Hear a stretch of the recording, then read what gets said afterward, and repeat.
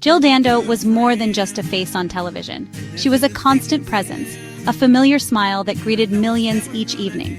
She was a trusted friend in millions of British homes, a comforting voice in an ever-changing world. Her presence was reassuring, her professionalism undeniable.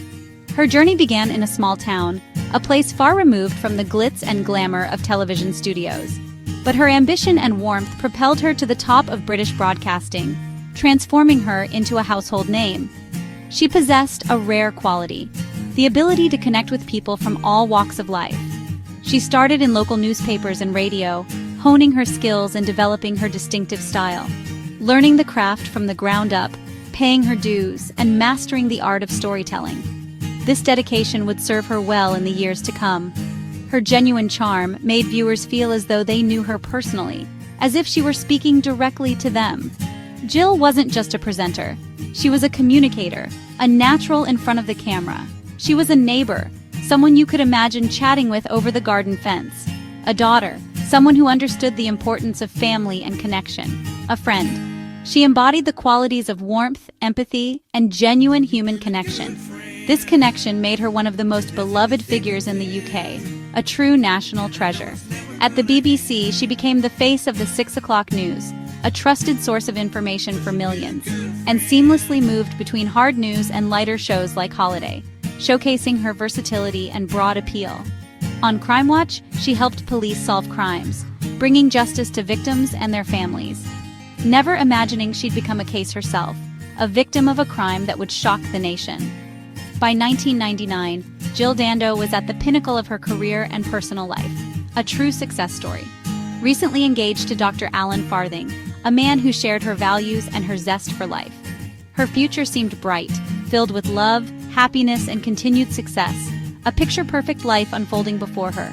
She was a symbol of hope, a beacon of positivity in a world often filled with negativity, a national treasure whose light seemed destined to shine for years, inspiring generations to come. Her murder wasn't just the loss of a celebrity, it was the shattering of an illusion, the abrupt end to a life full of promise. It felt like a personal attack on the nation's sense of security, a violation of the trust that viewers had placed in her. The public's deep affection for Jill, a testament to her genuine character and warm personality, transformed her tragic death into a national trauma, a collective outpouring of grief and disbelief. The question of who would want to harm such a universally loved person, someone who brought joy and comfort to so many, remains one of the most baffling aspects of this story, a mystery that continues to haunt the British public. On April 26, 1999, the tranquility of Fulham, a quiet West London neighborhood, was shattered. The day would become infamous, marking one of Britain's most shocking crimes. Beloved TV presenter Jill Dando was returning to her home on Gowan Avenue. Just before 11:30 a.m., as she reached her front door, a lone figure approached, pressed a 9mm pistol to her temple, and fired a single, merciless shot. There was no struggle, no robbery. The killer vanished, leaving Jill collapsed in her doorway. She was discovered minutes later by a neighbor, but paramedics pronounced her dead at the scene. News of the murder sent shockwaves across the nation.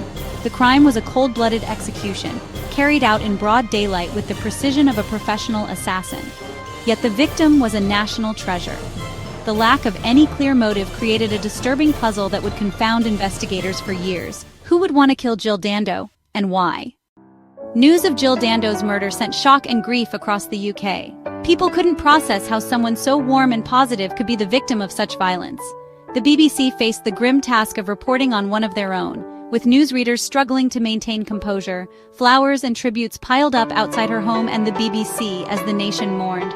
Her death felt like a violation of the social fabric. The question on everyone's lips, why?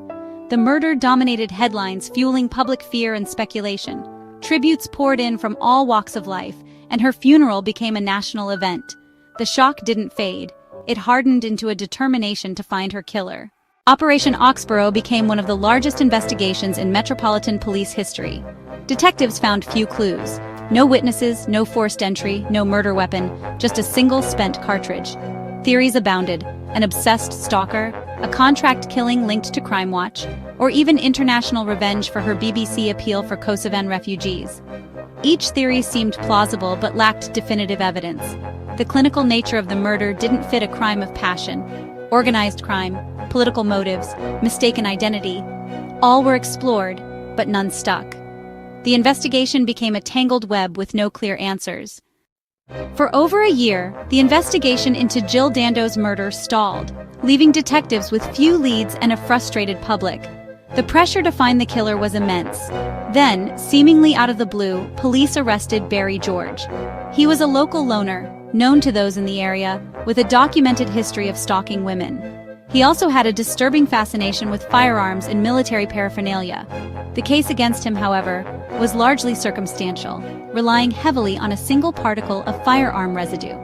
This residue was found in his coat, but crucially, it was discovered a full year after the murder took place. Despite the lack of a murder weapon, a clear motive, or any reliable eyewitnesses placing him at the scene, George was nonetheless convicted by a jury and sentenced to life imprisonment. But almost immediately, doubts began to surface as independent experts questioned the reliability and interpretation of the forensic evidence presented at trial. After years of persistent appeals, fought by his legal team, his original conviction was finally overturned by the Court of Appeal. The key evidence against him, the firearm residue, was deemed unsafe and unreliable. At his retrial, the jury, after careful deliberation, found him not guilty of Jill Dando's murder.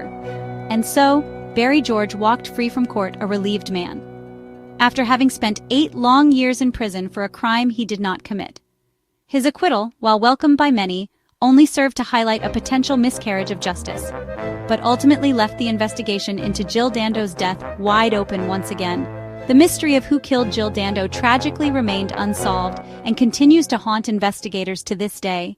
With Barry George's acquittal, the investigation hit a wall and became one of Britain's most frustrating cold cases. Yet public and media interest never faded. Each anniversary brought renewed scrutiny and speculation. Former detectives, journalists, and amateur sleuths revisited the case, proposing new and old theories.